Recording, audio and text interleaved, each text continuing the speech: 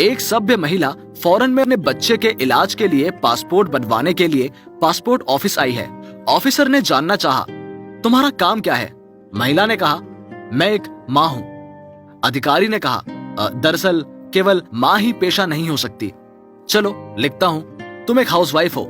महिला बहुत खुश थी। पासपोर्ट का काम बिना किसी परेशानी के पूरा हो गया।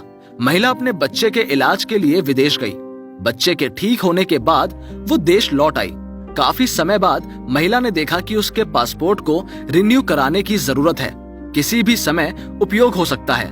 वो फिर से पासपोर्ट ऑफिस गई। उसने देखा कि पिछले अधिकारी वहाँ नहीं थे। एक आदमी बहुत भारी और खुरदुरे मूड में बैठा है। हमेशा की तरह फॉर्म भरते समय अधिकारी ने जानना चाहा कि तुम काम क्या करती हो। महिला कुछ कहने गई, लेकिन एक बार रुककर बोली, मैं एक रिसर्चर हूँ।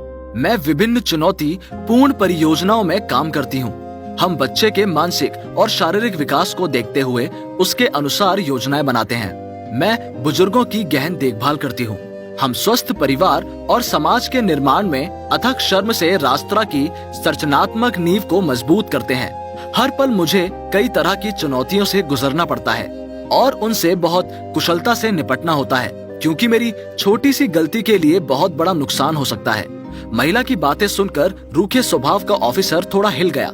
इस बार उसने महिला को थोड़े से सम्मान और विशेष ध्यान से देखा। इस बार अधिकारी ने जानना चाहा, आपका मुख्य काम क्या है? अगर आप विस्तार से कह सकती हैं। इस बार आदमी की दिलचस्पी बढ़ गई। महिला ने उत्तर दिया कि दुनिया के विशेषज्ञों ने कहा है, मेरे प्रोजेक्ट का काम इतना कठिन है कि दिन ब दिन आपके नाखून से एक विशाल झील खोदना बहुत आसान है। मेरा शोध परियोजन काफी समय से चल रहा है। मुझे हर समय लेबोरेटरी में और बाहर काम करना पड़ता है। मेरे पास खाने या सोने का समय नहीं है।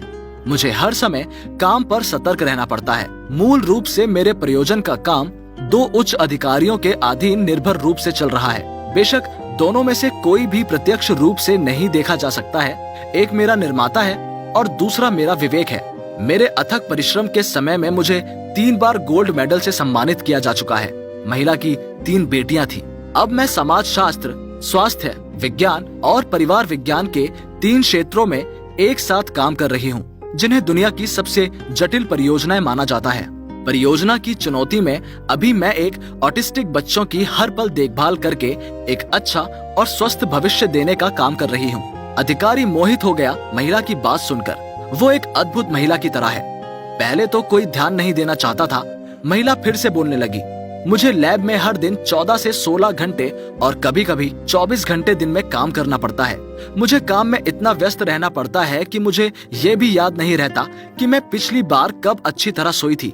कई बार मैं अपना खाना भूल जाती हूँ, फिर चाहे कितनी बार याद कर लूं, सबके मुंह में खाना डाले बिना खाना संभव नहीं है मेरे लिए, या मैं सबको खिलाए बिना खुद अकेले खाने से संतुष्ट नहीं होती। दुनिया के तमाम पेशों में काम के बाद एक छुट्टी होती है, लेकिन मेरे पेशे में कोई छुट्टी की जगह नहीं है। मुझे 24 घंटे ड्यूटी पर रहना पड़ता है। मेरे पास 2 और प्रोजेक्ट्स भी हैं। एक बुजुर्ग बच्चों का क्लिनिक है, जिसमें भी मुझे भाग लेना होता है। हर पल मेहनत भी देनी पड़ती है। मेरा अथक परिश्रम और शोध का कोई अंत नहीं है। आप शायद ये जानना चाहते हैं या ना चाहें कि इस चुनौतीपूर्ण परियोजना के प्रबंध में मेरी सैलरी कितनी हो सकती है।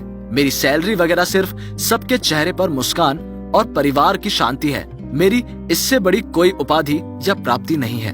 अब मैं कहता हूँ, मेरा काम क्या है? मैं एक माँ हूँ, इस दुनिया में सबसे आम माँओं में से एक। महिला की बातें सुनकर अधिकारी की आंखों से आंसू छलक पड़े। अधिकारी ने धीरे से कुर्सी छोड़ दी। उसकी आंखों के सामने उसकी माँ का चेहरा आ गया। वो महिला को दरवाजे तक ले जाते हुए फॉर्म पर सभी काम बहुत अच्छी तरह से खत्म कर देता है। फिर वो अपने ऑफिस के कमरे में आया और एक पुरानी ब्लैक एंड व्हाइट तस्वीर निकाली। अनजाने में फोटो पर आंसू बह गए। वास्तव में माँ को कोई बड़ी उपाधि का लालच नहीं है, एक बड़े कॉर्पोरेट की चमकदार भावना भी नहीं है, लेकिन कितनी आसानी से दुनिया की तमाम माएं हर परिवार में निस्वार्थ भाव से अथक परिश्रम कर रही हैं। मातृत्व की लैब में लगातार एक मानव तारा बनता जा रहा है। क्या आप जानते हैं कि वो माँ कब सबसे ज्यादा खुश होती है? जब बच्चा एक बहुत अच्छा व्यक्ति बन जाता है।